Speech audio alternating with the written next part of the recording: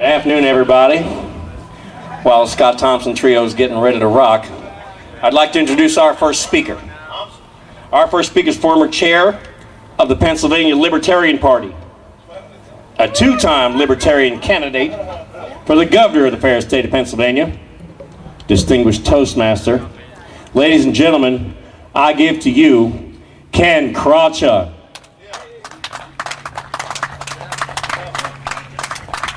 Thank you very much. Vote scam, chemtrails, ballooning federal debt, the Federal Reserve, all the troubles in the world, 9/11 truth. Hell, I'm still waiting for Oklahoma City truth. All the troubles in the world. Ladies and gentlemen, my name is Ken Krawchuk from the Libertarian Party, and I'm here to help. Yeah, I know, the first thing you say is, just another politician. But wait, you can't call me that because I haven't broken my first promise yet. Where do I break a promise? Then you can call me a politician. More importantly, though, I'm a libertarian. We libertarians are different from the two old parties because we are the party of principle. Every law we support, every law we oppose can all be traced back to one central idea. The idea that your life is yours, that your property is yours, that you have the inalienable right to live your life your way without interference, provided only you respect the rights and property of others. That's what it means to be a libertarian. And the public has reacted very strongly to this message. Since we were founded 40 years ago, we have grown to become the third largest party in Pennsylvania and America. We have over 50 elected or appointed officials here in the state, with hundreds nationwide. We also take credit as the philosophical father of a lot of the freedom movement today. Whether it's the Campaign for Liberty, Ron Paul was our presidential candidate in 1988, or any of the other 9/12ers, Tea Party, any of the other freedom movements. If you look to the base, you'll find the Libertarian Party. Now, with that kind of a legacy, I bet you're wondering, why don't we see more libertarians on the ballot? Well, I can tell you why. They've set things up to keep us off the ballot. Let me give you some examples. When I ran in 2002 for governor of Pennsylvania against Ed Rendell, Ed had to collect 2,000 signatures to get his name on the statewide ballot. Do you know how many I needed? 21,018. Over 10 times as many. Even though the Pennsylvania Constitution says all elections shall be free and equal. Is that equal? No. No. Bullshit. That's right. That's a good word for it. What, no? And it gets worse than that. Because I had the moxie to climb that wall. I collected 32,000 signatures just to make sure that they wouldn't challenge me. Sometimes I think it's my fault because the following year in 2004, they challenged Ralph Nader. He tried to get on the ballot.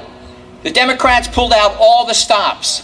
They did special legal precedents. They picked on his signatures.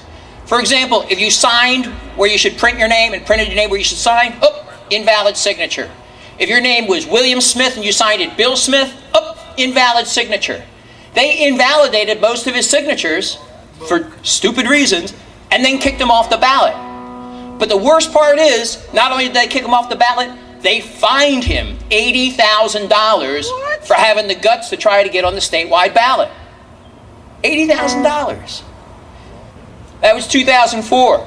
2006, because of the law, they set it up so that in order to get on the statewide ballot, it wasn't 20,000 signatures, it wasn't 30 or 40 or 50, it was 67,000 signatures to get on the ballot, where Ed Rendell, again, only needed 2,000.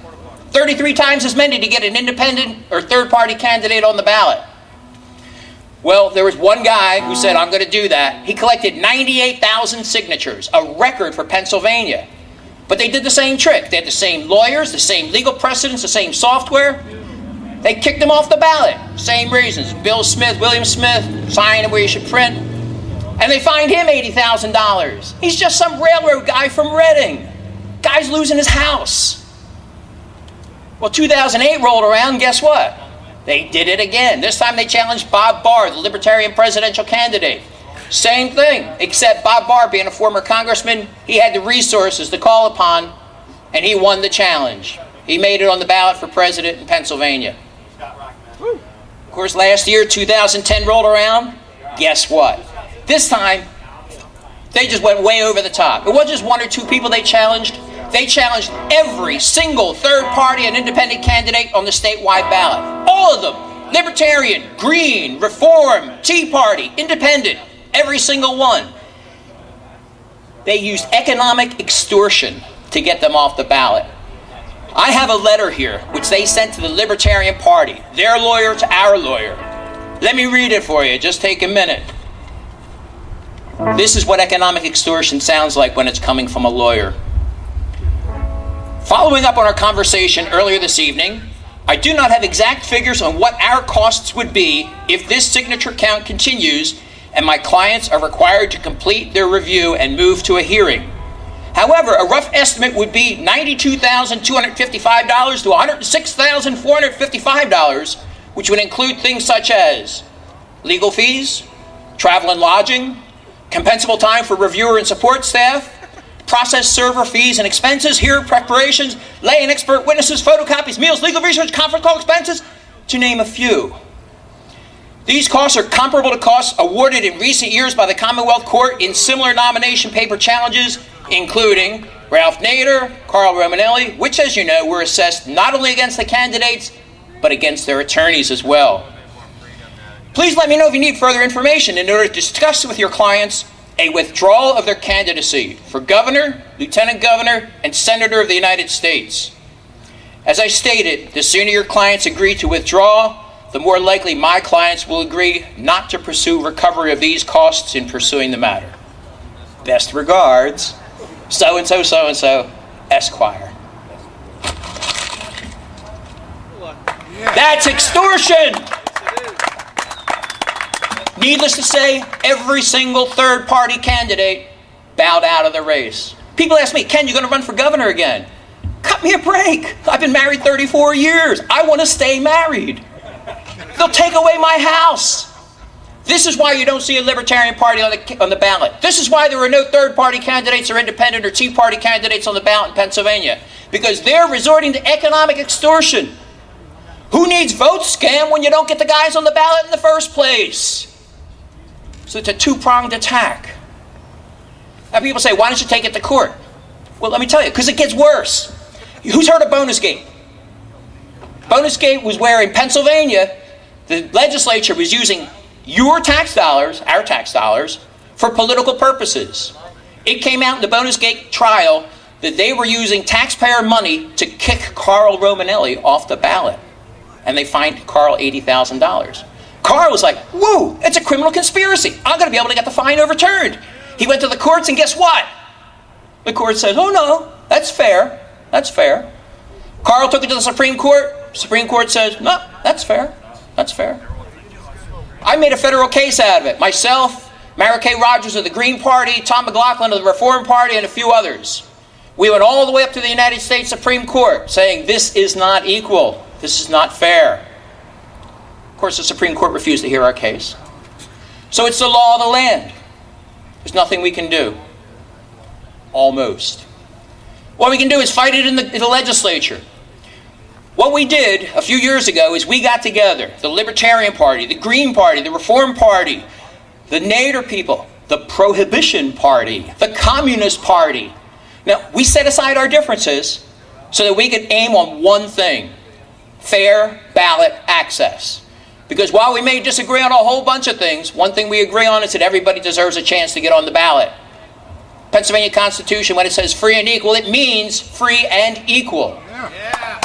So what we've done is we've gotten legislators on our side. We have legislation right now, just got introduced earlier this year, Senate Bill 21.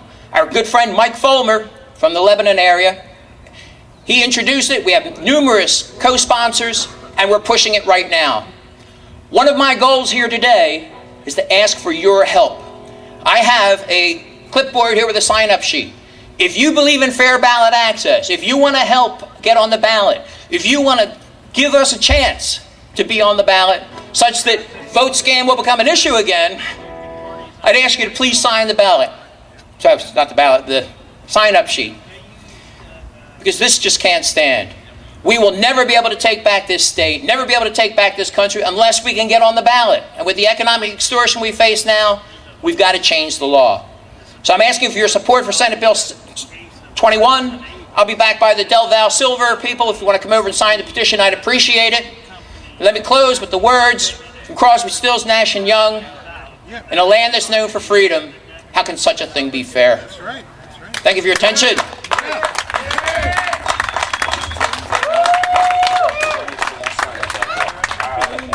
We already got our first signer here.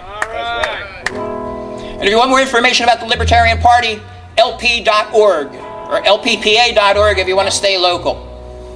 Maybe I'll be on the ballot again someday, but not until I get this law passed, I'm telling you. Yeah. All right. And no ditto marks, and you got to put William and not Bill. And Okay, it's William. It is William. I learned my lesson.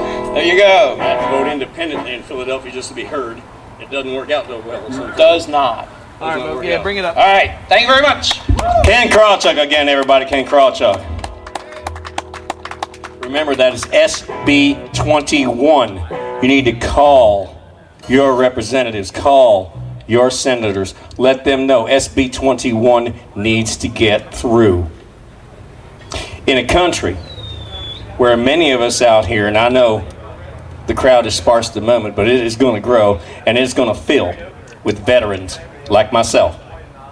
Veterans who put on one of the ugliest green colors in the world, cut their hair so short that their ears froze off in Korea, to defend the Constitution of this nation.